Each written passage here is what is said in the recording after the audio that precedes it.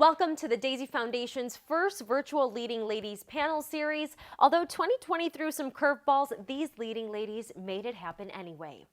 Leading Ladies virtual panel series. This is certainly a huge pivot for our foundation, but we are so honored to have each of you here.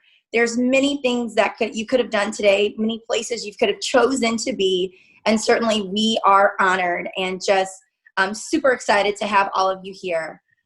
We have an amazing group of panelists today that will be sharing some incredible vision, incredible knowledge, incredible pearls of wisdom that are going to take us to the next level. And I don't know about you guys, but I've certainly have been pivoting, certainly during this pandemic, and it certainly charged us to look at the silver linings, but also be better. And I know that our amazing panelists, Cecilia, Dominique, Betty, and Molly, as well as Dominique, are going to certainly give us so much inspiration and joy after today. So I would like to turn it over to our amazing Deanna. She is certainly no stranger to Daisie. You may see her every day on Chicago's own WCIU, the Jam television show. And so certainly we could not have done this without her today, and we are honored. But I want to stop just really quick and just ask for one request for those that are joining us today. If you are not speaking, if you will, certainly you'll have an opportunity near the end to ask our panelists some questions. If you would just mind turning off your video, it will slow down the process a little bit, as well as we want to make sure that everyone has an opportunity to see all of our panelists in the gallery view, and we focus our attention on them. So that would be for our entire board as well as all of our guests. So we thank you for that. Deanna, I'm going to actually turn the floor and pass the baton over to you. And thank you again for joining us, all of our panelists and all of our guests today. Absolutely, Julie. Thank you so much. Ladies, I am so excited. You guys know that it's been a journey this year. I think it's fair to say that 2020 has been tough. I've heard a lot of people say it's been a blessing in many ways. But before we get started, I wanted to share a video with what the Daisie Foundation's mission is, what we do, who we serve. So I'm going to go ahead and share my screen so that we all can watch a really quick video and get an idea of what you ladies got yourselves into. 1 second here, let me full screen this.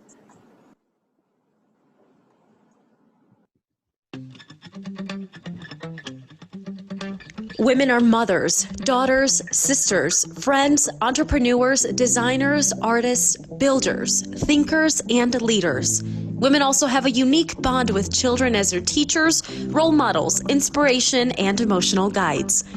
The late Daisie Robinson knew that women and children play such an important role in the social fabric, and that's why our foundation is dedicated to nurturing these bonds and making them stronger than ever.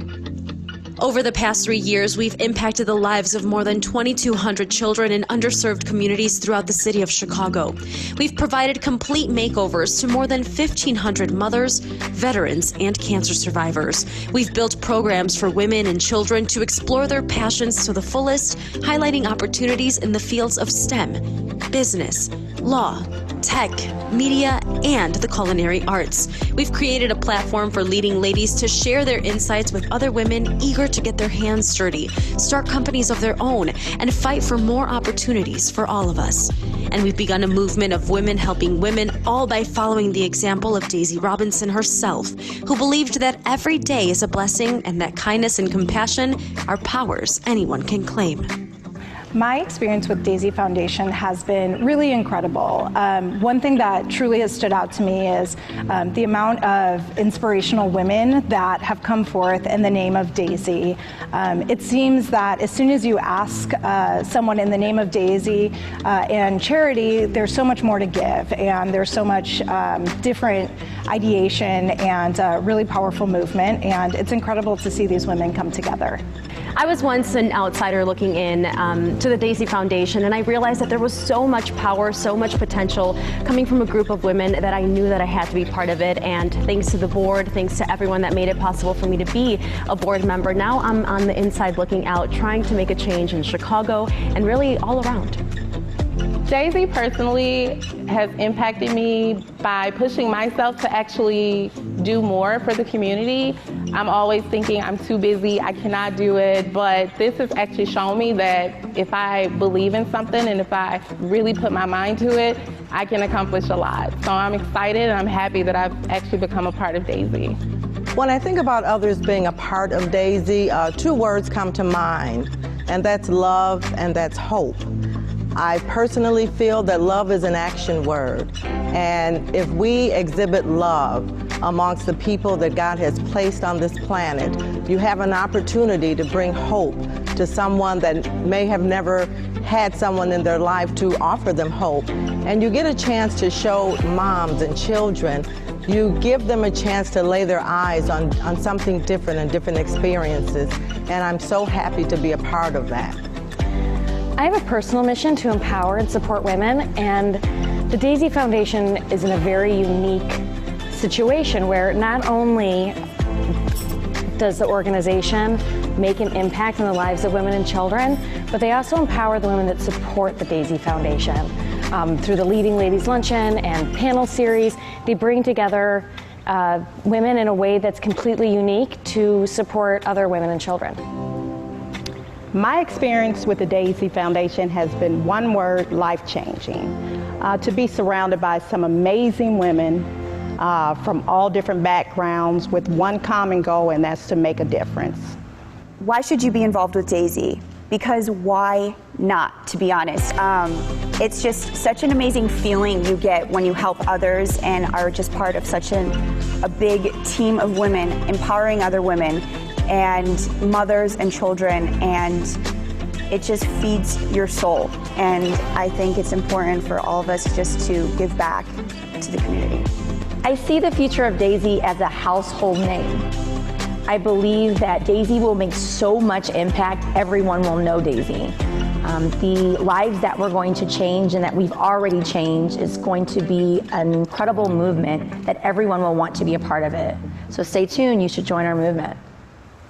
As women, we are not weak, we are not frail, we are not poor of spirit or slow of mind. We feel the social pulse, we sense the change that's to come, and we're ready to seize this moment for ourselves and for those who will rise up after us. This is not a movement driven by ego or ambition. It's a movement driven by joy, hope, love, and kindness. Together we will shine a light that helps all people grow and expand and build the bridge that helps everyone within our community reach their full potential once and for all. We are the change agents. We are the future. We are the Daisie Foundation.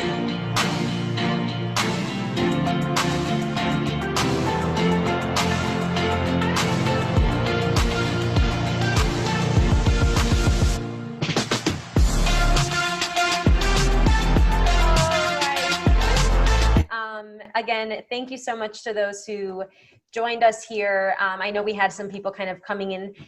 Ladies, I don't know, but did you guys see that snow in the back of some of the interviews? I was like, oh my gosh, okay, we're heading that way. But everyone, welcome to the 2020 virtual Leading Ladies panel. It is really a true blessing to be here with all of you. Let me introduce you all, get to know you a little bit more, and then we'll actually get into the questions. So first up here, we have Betty Fleurimond, Managing Director of Higher Education at Deloitte. We have Cecilia Monterrosa, Managing Attorney at the Monterrosa Law Group, LLC. We have Dominique Jordan Turner, CEO of Chicago Scholars, Jen Mullen, Vice President of Stores at Banana Republic Factory Stores, and Jamie and Jack. And last but not least, we have Molly Painter, U.S. President at Orphayzme. Ladies, thank you so much for joining us. I really hope that this is an inspiring conversation. And then we get to kick it back, right? On a Sunday, why not? The first question that I have here, of course, I feel like I don't even have to say it. 2020 has been crazy, has been hard, weird, unpredictable. So I think at some point it has absolutely put us to the test. Some things may have been paused, but as leading ladies, which all of you are, our responsibilities, I feel, never stopped. And this is a question that I would love all of you all to answer. How have your roles changed throughout these last couple of months? So Diana, this is Betty here. I want to just first of all, I'm honored to be with all of you this Sunday afternoon. And I want to thank Stacy for inviting me. I love the mission and energy of the Daisie Foundation. And when I saw that that pouring in the background, I actually thought it was rain, not snow. So the first thing that came to my mind was daisies need rain in order to grow. And so nourishing ourselves is so important. And I'm hoping that we can talk about how self-care and nourishing is important. But yeah, to the question, we all wear many hats in our lives, both our personal lives, our professional lives, and where I've found the roles themselves that I play at home or at work haven't necessarily changed. What I found is really the approach to those roles have really just been amplified. So where my roles may require me to be decisive or creative or resourceful or empathetic, I found that I've really just stretched those traits, those characteristics. And I've got to tell you, I've welcomed it. I've embraced it. I've found new ways, in fact, to be decisive, to be creative, to be resourceful, to be empathetic. So it's been a journey in how I approach, the various roles that I have. Yeah, I can add to that. And I absolutely agree with Betty. I think that, our roles haven't necessarily changed. I think they've evolved into something very different. And, it going from a very in-person job to a Zoom job has been certainly a unique challenge. So I think really adapting and figuring out ways to stay connected with people while you're on a screen versus having the ability to get that face-to-face contact, which so many of us need. So I think, really, I've spent more time, whether it's writing a note and sending it to someone over mail, or sending an email, or just reaching out to someone via phone or text, just to keep that personal connection going, because Zoom is a great way to keep us all together, but it's not necessarily fulfilling your soul. So I think that's evolved. And I think just adapting and thinking of new ways to do things. So I have a 15-year-old at home doing virtual school, and my husband and I are now both working from home. So how do you prioritize not only your role as a business leader, but also your role as a family, and how do you ensure that everyone else is getting what they need? So there's been a lot of pivoting, a lot, I think, of introspection, but really, knowing that it's okay to make mistakes, and just trying to keep that personal connection, I think, going has been one of the things I've been focused on. I'll add to that.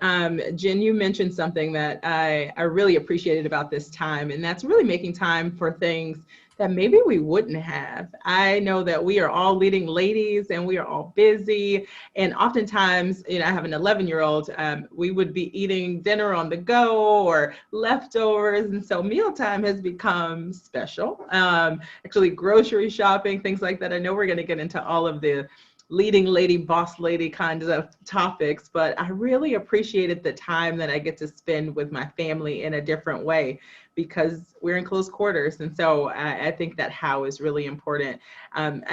As it relates to my daughter, she was really disappointed at the beginning of this because she spent a year writing a book that was supposed to launch on March 26th, which was her birthday.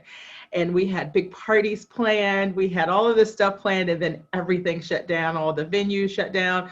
And she was so disappointed. However, she has experienced the power of the pivot as well, because the book turned into a quarantine read, and sales shot through the roof because it was something that moms and daughters could do together. And then George Floyd killing happened, and then it became a must read for Black girls and Black people across the country. And we started having conversations about race, and none of that would have happened had it been any other year besides 2020. And so what started out as a real disappointment, it was a good lesson for both of us to just ride that wave and really lean into those opportunities that are in front of us. Absolutely. And I have to ask Cecilia and Molly, we need some secrets, okay? How did you manage to stay sane, balance everything, not go crazy? Because I'm going to be honest, I had a couple days where I was like, I don't know where I can go, but I don't want to be, I don't want to be here. You know, I need an outlet. So throughout this quarantine, even now, how do you manage everything that comes up, everything that comes your way? So I suppose I could start. The way that I manage is basically I have to get it done, right? So I have to find ways to be able to get it done. So in my line of work, I'm also a part-time public defender. So my line of work, I have to be in court every single day. I have to be in court representing my client in person. And the difficulty that came about was that for a period of time, the courts are closed, right? And I was not able to represent my clients. My clients were detained. My clients are in custody.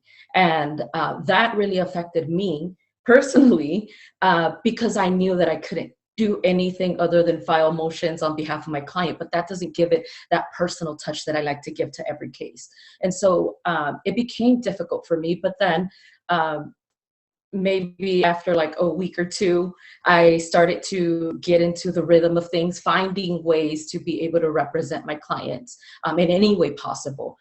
Now that I'm back to going into court, the difficulty is, you know, being in a large group of people while this pandemic is going on, and having to see people face to face every week. You know, you see, we're supposed to have 6 feet of distancing, and we're supposed to have all these precautions, but it's very difficult to have that because we also forget that that's also a bit of a luxury to be able to do that. Especially when you're indigent, especially when you are trying to get these cases resolved, and especially when you're at sometimes being charged with certain crimes that you probably shouldn't be charged with, and being have to come to court, you know, to resolve these issues. And so it went from I can't represent my clients at all because we're not having court to I have to represent all of my clients. And I just had to go with it. I mean, I came into this business because I wanted to represent the indigent. I want to represent the underrepresented. And so I just had to put I just had to put it in the past, and I had to move forward. I have to work with what it is because this is our new normal. This is what we have to be able to work. And I think that as women, I think that we're pretty strong, and I think that we're really resourceful, and we find ways, and that's exactly what I did, and that's exactly what we have to do, is just find ways, because the work has to get done. Betty, I know that you had a couple points to make. Go ahead. I like this question, and candidly, I'm still figuring this out. You know, I see it as a journey and not necessarily a destination, but I trust my core. I love Cecilia's comments. I think you were spot on with that. You know, and I'd say I'm a firm believer that systems need balance. So on balance, if you give, you can take, and if you take, you must give. So when you're taking care of everyone around you, you've automatically created, you know, what I think is what I call a permission structure for taking care of yourself. And that's going to look different for everyone, right? But the having the balance at the forefront, when things feel a little off balance, you can take a step back and say, what do I need? Because I've given. So that's what I'd add, Diana. No, absolutely. Thank you so much for sharing that. And ladies, it's super important. Everyone is different, right? Everyone is going to have a different experience, a different answer, a different field, a different industry. So it's very insightful to hear how everyone's life was just kind of, you know, pivoted, altered in a way. And like you all said, we just have to go with it. Molly, seems like you're good now. Can you hear me now? I'm not sure. Yeah, there we go. We got you. Go ahead. Yeah, no. I just was going to give a quick soundbite just around a kind of a notion of, you know, don't let perfect get in the way of good enough. I think that's something that we can, you know, overemphasize as women leaders that have to take on, all of us take on a zillion jobs throughout the day. And I think right now is just the time. I think as you asked the initial question, how did you get through, is like cutting ourselves a ton of slack and being sure, you know, the job gets done. But a lot of times it's not perfect. I mean, I just came from yoga, for God's sake, and I'm getting on a Zoom call with folks just to make it all happen. because you can't get it all in when the boundaries are very limited nowadays. Perfect. Dominique, I have one question for you. Have you learned anything about yourself? Perhaps now you had the time, a little bit of downtime. You're not commuting as much, you're not traveling as much. What have you learned about Dominique that perhaps you may have not known in the past? I love that question.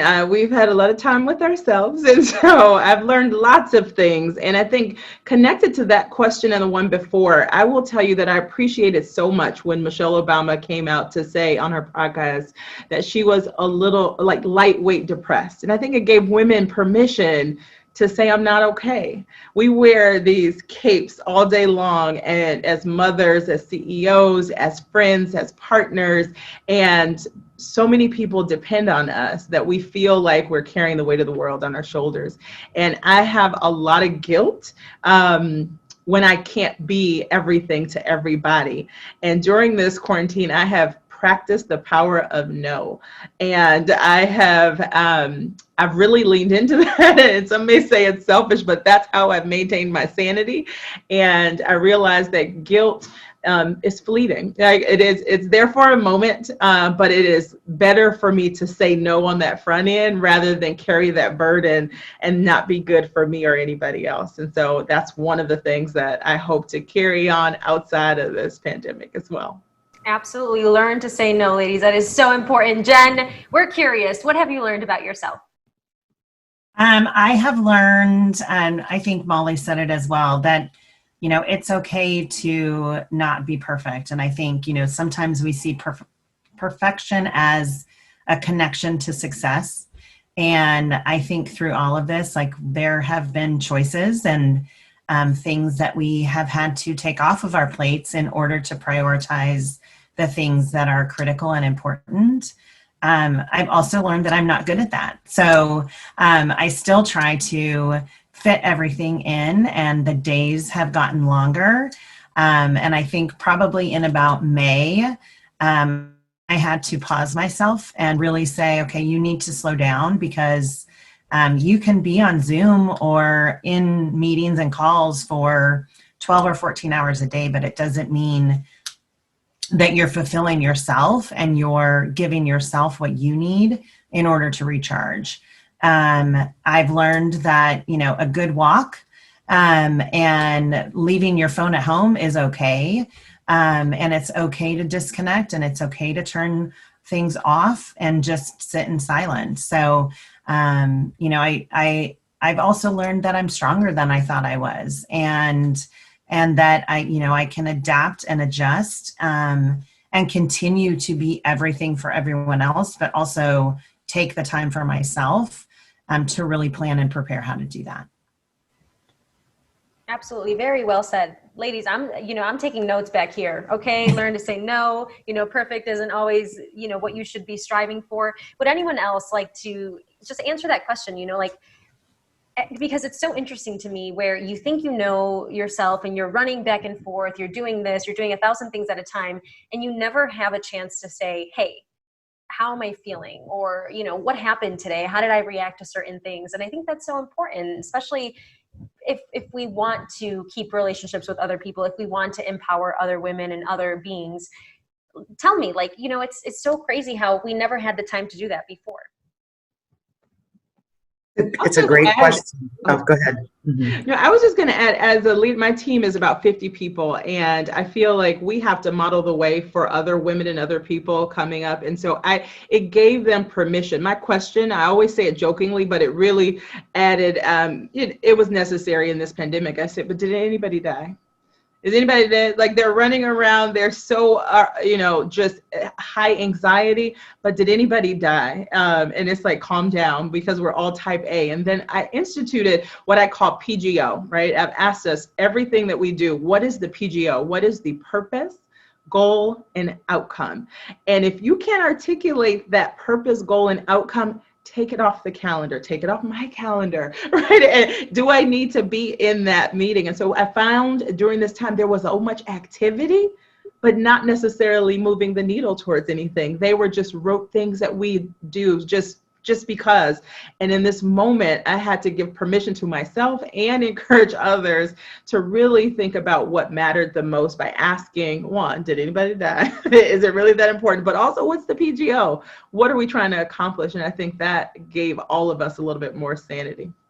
That is fantastic, Dominique. I feel like that alone is a podcast waiting to happen. That yeah, I have to say, I learned that the world got bigger. The world got a little bit bigger for me, and here's how. So I'm an introvert, living this sort of extroverted life, and I know that is surprising to a lot of folks that I live my extroverted life around. But I am an introvert, and I think I can do that successfully because we're not sort of all one thing, and thankfully we're not just one thing. I can move in and out of, extroverted spaces, pretty well, but at heart I'm an introvert, and I'm learning that I can have fun in both spaces. When I'm fully present in extroverted spaces or fully present being an introvert, when I recharge and find whatever energy that I need, I have a fuller experience and I'm better able to lead and to serve. And so, I've sort of discovered that the world has just gotten a little bit bigger because I'm able to sort of be fully present in both spaces. Absolutely. So we have ladies writing books. We have ladies representing clients, sort of representing clients, people going back and forth on Zoom calls. And perseverance, obviously, in any industry goes a long way. But Cecilia, I'll start with you. What type of attitude, what type of personality do you have to keep the momentum going, to not kind of fall into this lull of like, oh my gosh, okay, this is changing, this is different for me? What would you say? What kind of characteristics does one have to have? So, and tying it back to the last question, I think that it's something that I learned, right, about myself during this period of time, is that you have to be confident, right? So I have become a lot more confident, even in the way that I litigate. So now that I was able to go back to actually litigating in court, I found that I was a lot more confident being in front of a court because I missed being around people. I love being around people. And I didn't realize that I did so until this happened, where it was just me and my dog and my husband in the house for like this whole time. And so I think I found my confidence, I found my strength, and I found that is a strength, because before I know that I was confident in the way that I litigate. I know what I'm talking about. Of course, I go up in front of a court and yes, I studied this. I've been doing it for years. I know what I'm doing, but it's having that inner confidence. I don't even know how to explain it, but there's something that gives you a little bit more push, right? And I think that that's what I learned about myself, is that I have that in myself. And the strength to be able to perform well. I think that's really what I got out of, this isolation. And then now, things are open. And the way that I see it is like I went through my journey, and I think that from now on, it's not only made me a better advocate for my clients, but a better community leader, right? So now I have the ability to go out, and I'm not, scared to interact with people that I don't know, or just go up to someone and say, hey, my name is Cecilia Monterrosa, and how are you? Something as simple as that. And so gaining that confidence, I think, is what makes us continue doing the good work that we do. Absolutely. Molly, we'd love to hear from you. What type of attitudes, personality do you have to keep going? Yeah, I mean, the one thing that I have had the fortunate opportunity of being in is an industry where we're constantly serving folks that are underserved and in ultra rare conditions. And so a purpose-driven approach has never been difficult, for the fact that, the disease states we're working in now, the children have a life expectancy when they're diagnosed of, call it 5 to 8 years. So when you really ladder it up to a higher purpose, everything that we're going through today pales in comparison to what these folks and these families are going through. So that's just what I continue to, sing the mantra of the organization, of what the vision is, what the higher purpose is, and how we can achieve results despite the different challenges that come our way. And we need to model that for the communities that we serve, so that we can ensure that everybody that can persevere. So that's been the approach through all the pandemic. Yeah, absolutely. And ladies, it's been quite fascinating hearing what you have to say about what's going on now, what you've been doing differently, things that you maybe had to alter or pivot to. But I'm curious, okay, we're going to go back in time. Think of like your 20s, 20s to 25. What would you say to yourself? Would you change anything? Would you give yourself a little push? Jen, we can start with you. Yeah, I think first thing I would say is to start an athleisure company. And that would be like my mission and goal in life. I think a lot of things. I think, again, the whole perfection piece of it. I think I missed out on a lot of risks and a lot of opportunities because I tried so hard to get to the perfection piece first, versus trying to fail and learning from my failures. I think that is a really important piece. I think there's, an element of not trying to please other people and really pleasing yourself first, and not really, this is going to sound bad, but not caring what other people think until it actually really matters. And that, really at the end of the day, the person that you can control is you, and the person who you can develop is you first. And so it sounds a bit selfish, but I think we all do so much for others. And looking back through, my 20s, I think I put other people ahead of myself, and I missed out on opportunities, and I sacrificed some of the personal development that I could have had if I would have just done that. And I would tell myself to spend the extra money and drink the good wine and not the bad wine. Absolutely. Betty? Drink the good wine. I'm there. You had me at that. I would say, if I think back to my 20s, I would tell myself to take up more space and to let other people's issue be their issue. So what do I mean by that? I chose sort of male-dominated careers. I studied mathematics and electrical engineering in undergrad, and I, worked as an engineer, and have always been in sort of male-dominated spaces. And I would, I would be affected by someone saying, "Well, she's a woman," or she's, or she's a girl.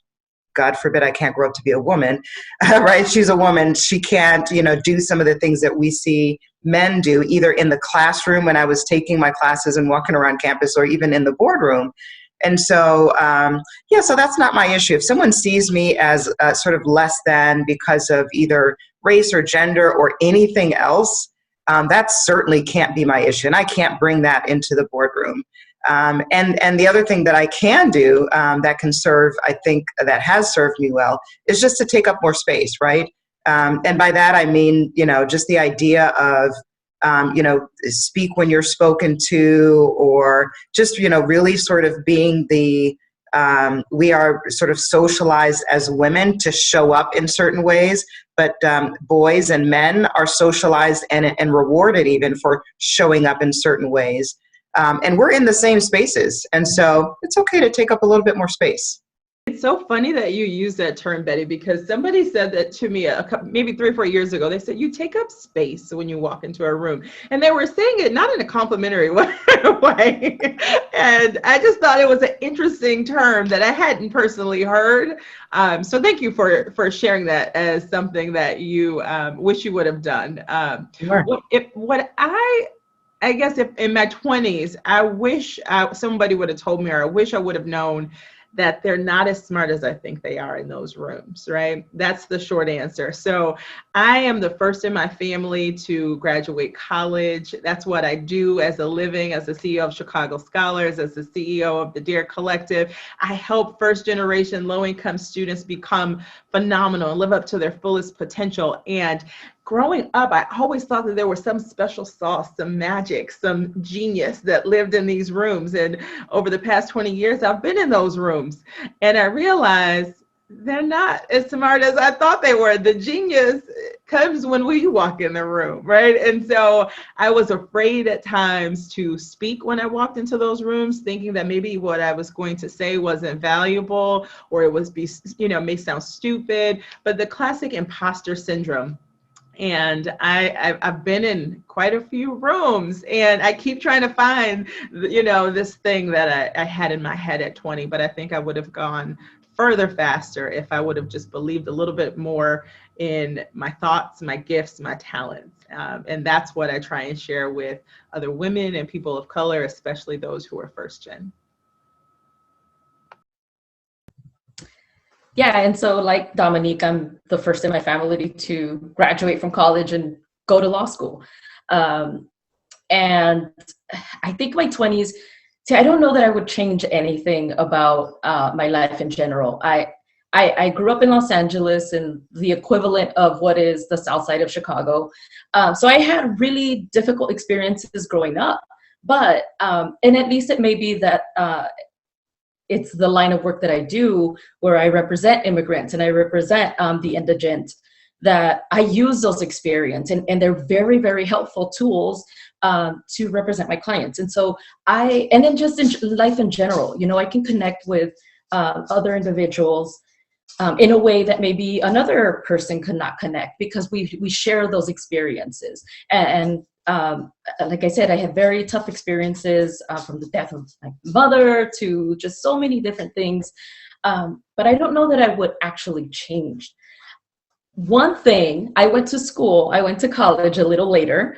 And I still don't know that I would change that. I still think that those life experiences have given me the opportunities the opportunities of, to be where I am today. And I'm very happy where I am today. I'm very comfortable with myself. And I think that that's just going to continue to work. And like Dominique and Betty, Jen, we know that we are better. We know what we're talking about when we walk in.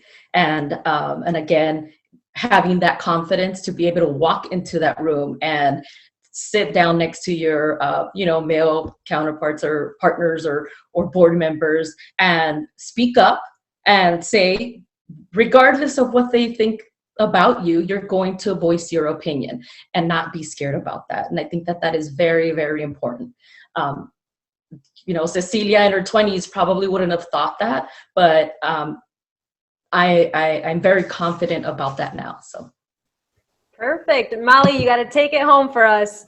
Give us your. All right, I'll do my best. I'll do my darndest here. I think, what was just mentioned just around, speaking up.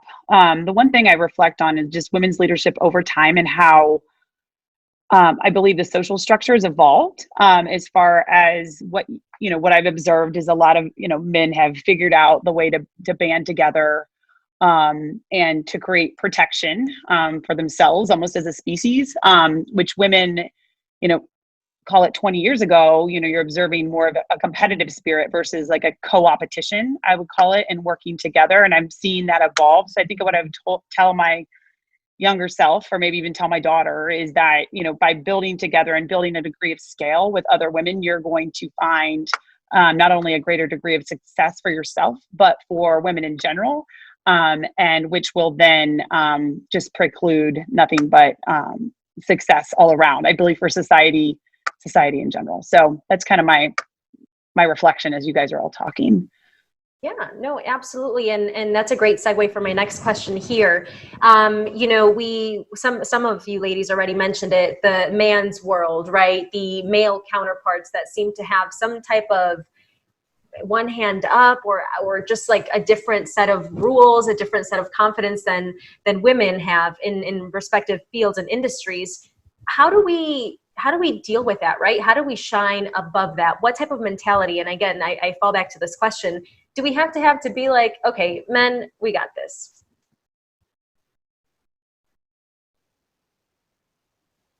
No, I don't, what I really truly believe at the fabric of all of it, honestly, is following the dollar and showing the value, not only of women just from a qualitative perspective, but to quantitatively represent that, which, there's a lot of examples of it right now, just in banking and then in general. But as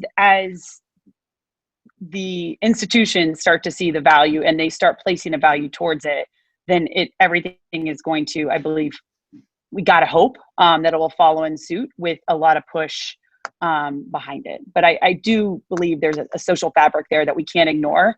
It just can't be us having, great personalities and bringing people together. And yes, we're motherly, etc. But really, what is our society and what's the fabric of our society, and how do we boost that up and get behind it as women? I want to pick up on Jen, a comment you made on missing out on sort of risk along the way, and Dominique, your comment on or observation on they're not necessarily smarter in that room, right? Like they're just like we sort of as I think about this question, I think about just showing up, that we've been sort of fed this lie that men have a monopoly on intelligence, on taking risk, on making decisions, on just sort of. That's just not the case. I just sort of categorically reject it. I would have answered that question differently 20, 30 years ago. And not that I felt that they did have a monopoly on all of the ways that, we work hard and are successful. I just was fed the lie that it is a man's world and men own all of these things. But no. I just sort of categorically reject it, and I show up, I do the work, and if you need to, there have been times where you need to assert yourself in ways that it's very clear that sort of decisions and showing up in these spaces aren't necessarily gender specific. They're just not. There are certain things on this planet that are gender specific, right? I can produce a child, a man can't, putting science aside. But yeah, so just, sort of just rejecting that, showing up and sort of doing the work has served me well. I have in my career worked twice and thrice as hard to be where I am. But I think it is the sort of approach that I take to it. And one thing I'd add before I end this sort of thought, which is I know that I didn't get here by myself. I stand on the shoulders of so many, and I look across this distinguished panel. I stand on the shoulders of so many who have gotten us all here. And so I have a responsibility when I'm here to bring others with me. And so, others that look like us and sound like us, and that's just going to be really, really important. And that I think is going to help in making the spaces we're in, the boardroom, a little less male and a lot more balanced. Yeah, I totally agree. I think what you said, Betty, about surrounding yourself, with the people who are going to lift you up. And I think, in 20 years ago, we were all fighting for a place. And so we were stepping on top of each other and trying to excel at someone else's loss. And I think now, we have all recognized that we deserve a place in the boardroom. We deserve a place at the executive table and or any table, and whether it doesn't matter what level it's at, as long as that's where you want to be, and that we all have a voice. And I think what I've seen really change is that, I think women have figured out how to empower each other to both lift yourselves up versus trying to have someone go into second place. I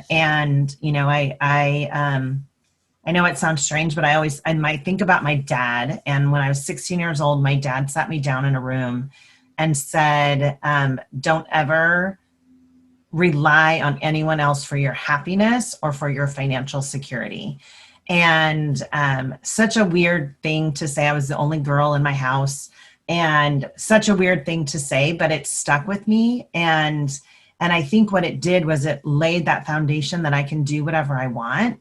And now, knowing that I can do that, now it's my responsibility to bring people along with me and to take powerful women and bring them where they want to go, versus just me winning. I need to win with others.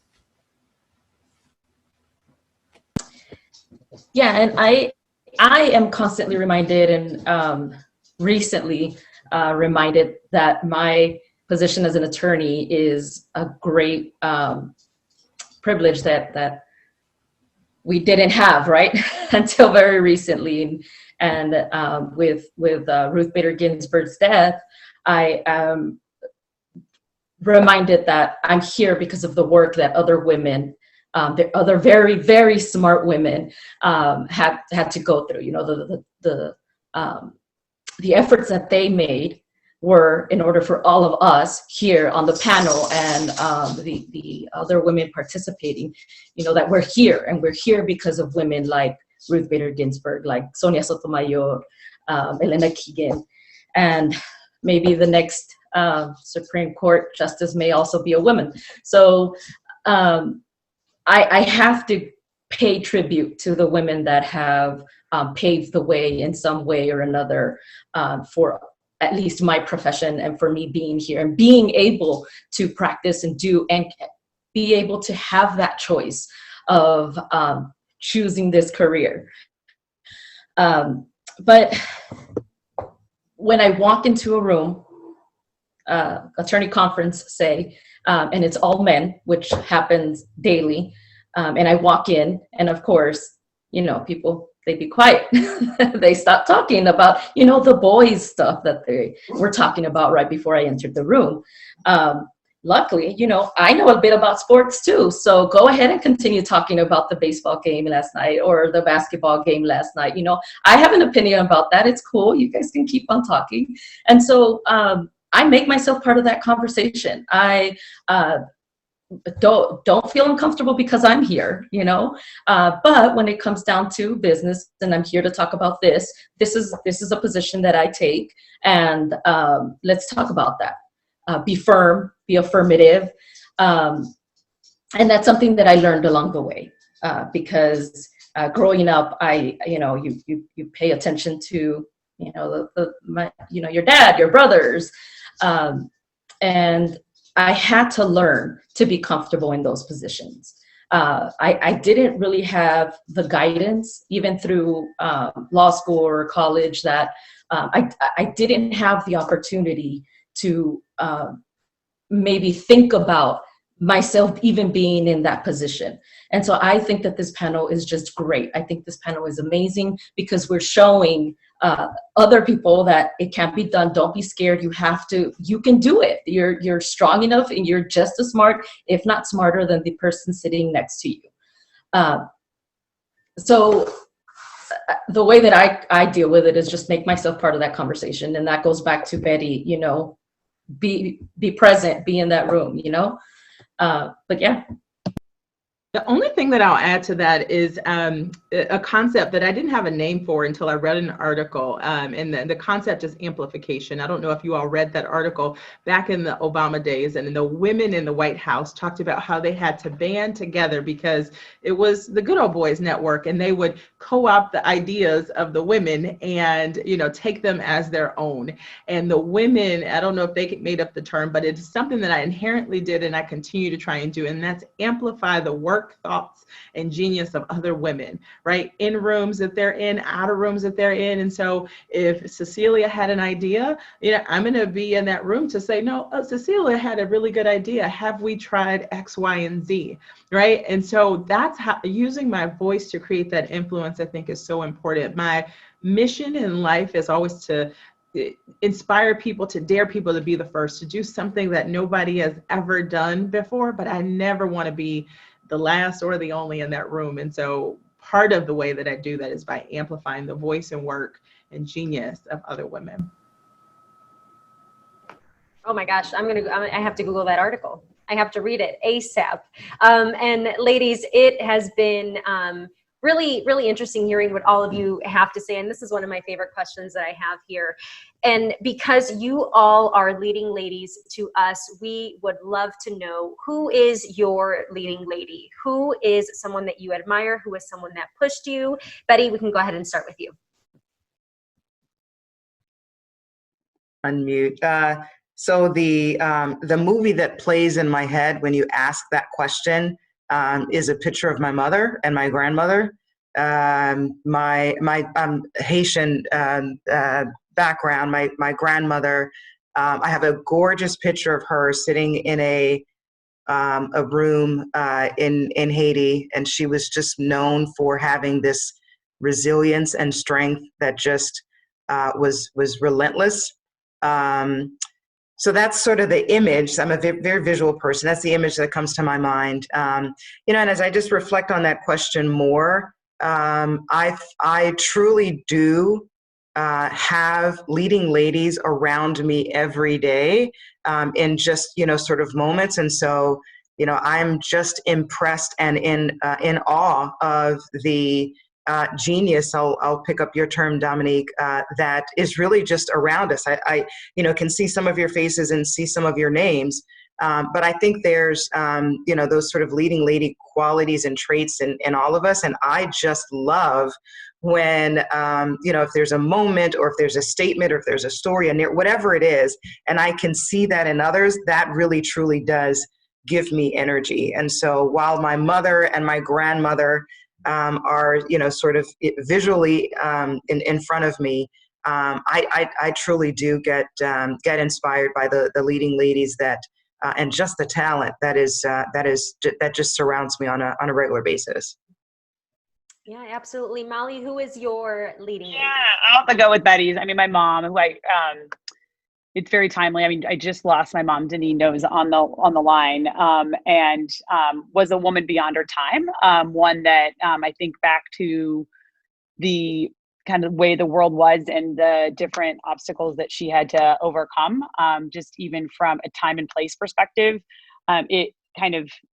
It's very humbling to me, considering I think I have challenges, and just to think back what she had to do to put her stamp in the world, to be her, the first person in her family to go to college, and then able to afford me the opportunity. And then furthermore, I mean, my toughest critic. I mean, this woman was like, she really had her knee in my back constantly about overachieving and the need to do so based on the gifts that I was given, and how I needed to, ensure that I'm making my mark on the world because I had the opportunity to do so. So my poor daughter, I got my knee in her back now. It's just gonna keep going. But anyway, I'd have to say my mom. If I would have answered this question a couple of years ago, my traditional answer has always been my mother, my grandmother, Michelle Obama, Oprah Winfrey, the people who look like me. But like Betty, there's so many people around me, and I try to reject this power myth that there's got to be one person. I think that so many of us are leading in our own rights. And as long as we think that there's one person who has the power to lead and to be in charge, if you will, we're never going to see progress. So I try to, kind of demystify what leadership is and what it means to lead, because we all can. But I have been most recently inspired by Gen Z. These young people are amazing. When I look at the older generation, who I think we presumably should be looking at for the answers, it's not there, because we've grown comfortable. We have mortgages. We have jobs and fancy titles that we have to hold on to. Gen Z, they are challenging the power structures that are. And my daughter is a part of that generation, and I love it. Like, she is my leading lady, if I have to choose one, because she challenges me.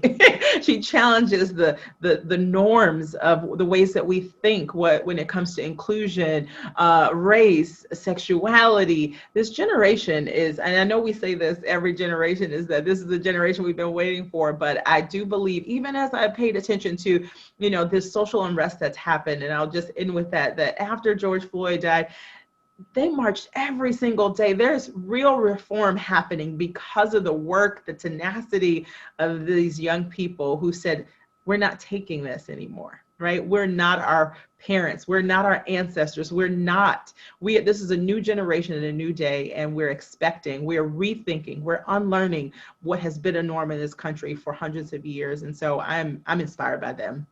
And those are my leading ladies. Yeah, I can go. I think I agree. I think that, the leading lady is really, it's a foundation. And I think that every single one of us contributes to the foundation in some way, shape, or form. I do look to my mom and my grandma for their strength. I think they lived in a very different time. And just the amount of tenacity and success and just adaptability, agility, perseverance that they had. My grandmother was a single mother, with 3 young boys, and worked, 3 jobs to support them. My mom went back to school when when I was 12.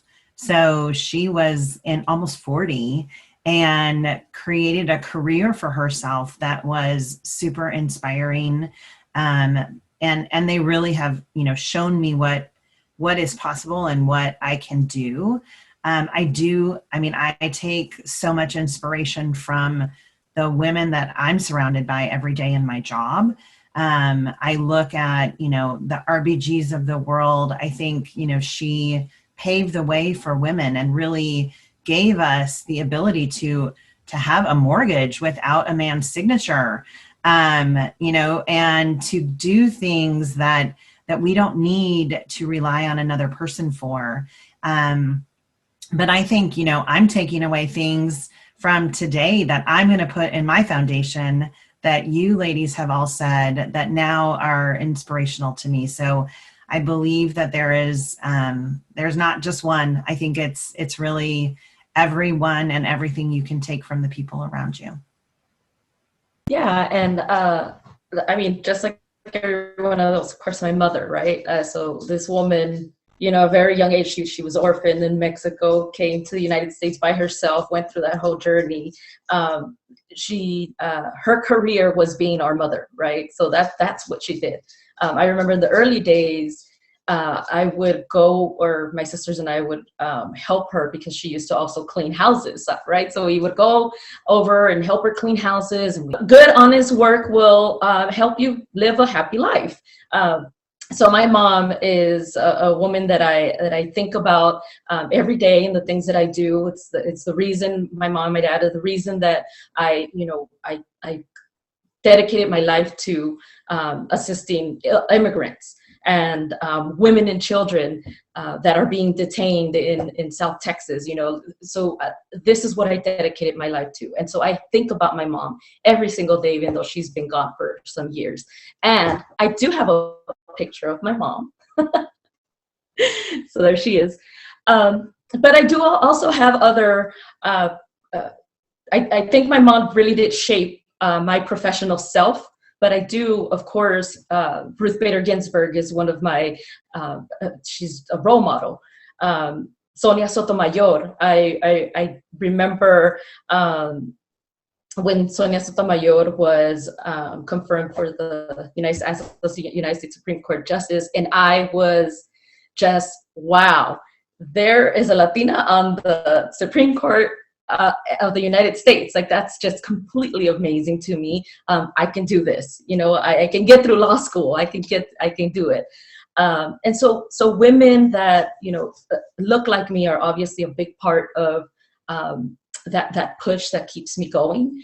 But I also have to consider that I have other women that may even have indirectly helped in my growth professionally. And that would be, for example, being here today with all of you women, just listening to you speak, listening about your advice and everything that you've said today, I've really taken to heart. And I know that I know I'm a panel as well, but I know that I'm going to take this and it's going to make me a better person and a better woman in my profession. And so, the women that I come into contact with, that really are positive, that want to continue to help other women grow and help them in any way, even if it is through Zoom, through your words and wisdom. And so thank you all for being, an inspiration to me and to continue to make my professional life grow.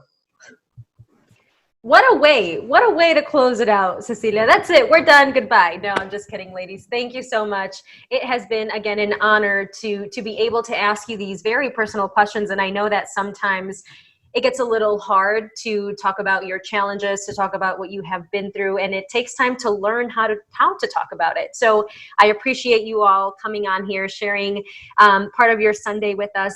We're going to see if we have any questions here from the people that joined us. And the last one I'm seeing here, what's one habit that has really helped you become a successful leader?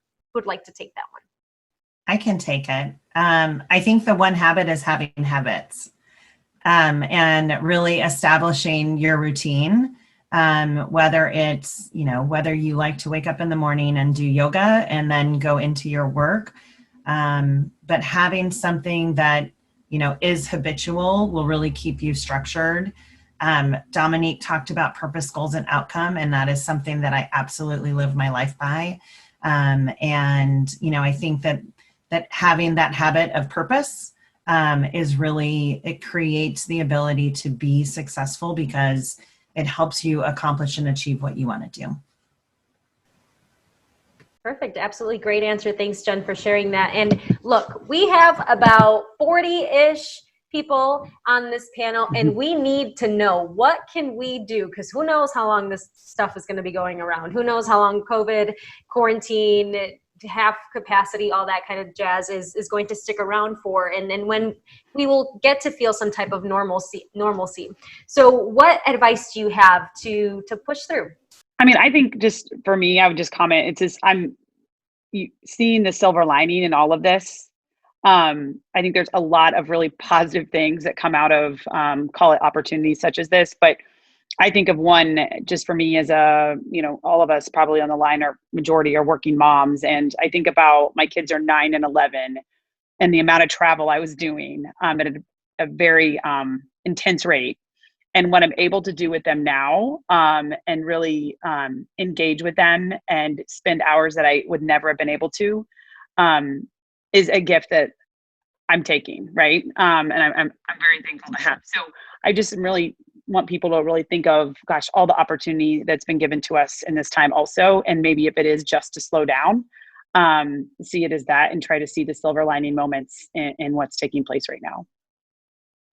I'd add to that. I'd say do what brings you joy, right? Do what brings you, life is too short. And we've realized that, even tomorrow's not promised, that we all may have known someone who's passed from COVID or complications from that. And so it's really made me reprioritize what is important, and doing something that brings me joy is so important. I remember going for a walk in the park, and something I would never do because there's meetings and stuff and a to-do list and all of that. And I was not taking care of myself. And I went to the park and I saw all of these people at the park. And in my mind, I'm like, well, what do you do? Like, how can you be out here at the park? And it was such a privilege, and I saw these people, and I'm sure they have jobs and they just prioritize perhaps their health, some fresh air. And it just gave me permission, right, to get a little bit of joy, right? You cannot give all, to someone else and not give to yourself. I believe somebody said that before, but that's one of the things that I took out of this is do what brings you joy. You just can't make it and push through any other way. I like that a lot. Prioritizing fresh air. I like that. I would add, take the pen, write the story, write the rest of the story. There are going to be some things, and we've all lived this over the last several months that are just out of our control. But the things that are in our control, take the pen.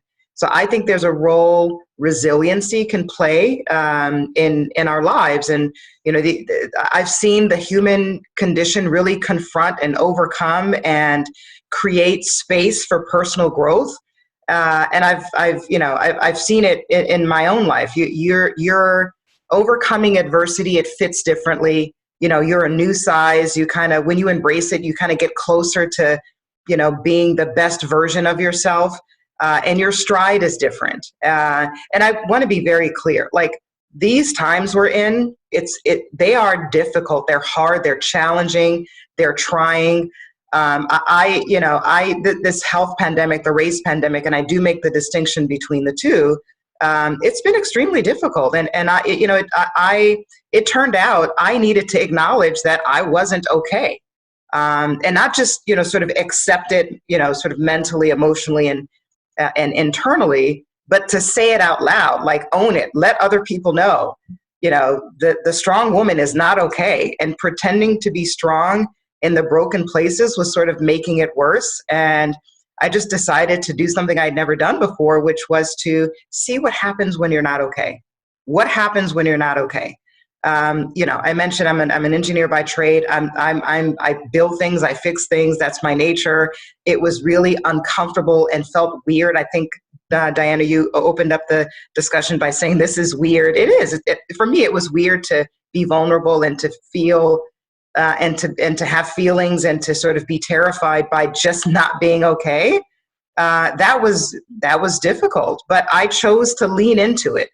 I chose to say, what happens? What happens? I took the pen. I decided I'm going to author the rest of this story. And I think in choosing, I was empowered. I think resilience is a mindset. You can choose to be resilient. I suppose I can offer just something fun that I did during this time. My husband and I love to travel. That's what we do that's how we relieve stress, right? Even if it's for a weekend here or there, we travel a lot. And of course, this year we have not been able to go anywhere. So one of the things that we did was, you take all these pictures when you travel. You just take all these pictures and then you never get to see them.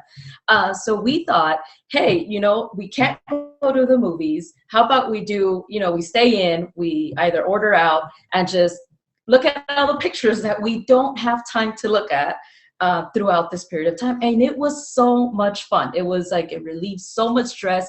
You get to go back to those really, really good days where you had so much fun and you're sitting there on the beach, drinking your cocktail, and you're just reminded about how happy you were. And that was really a really great, exercise for us, right? Because we were stuck in a house together the whole time. We're both attorneys, we're both working, and it was really great. So maybe I don't know if that offers anything other than take the time to do something that you would otherwise not be able to do. Like look at all of those pictures, look at your camera roll, because I know that we do not sit there and go back and look at all those pictures that we take.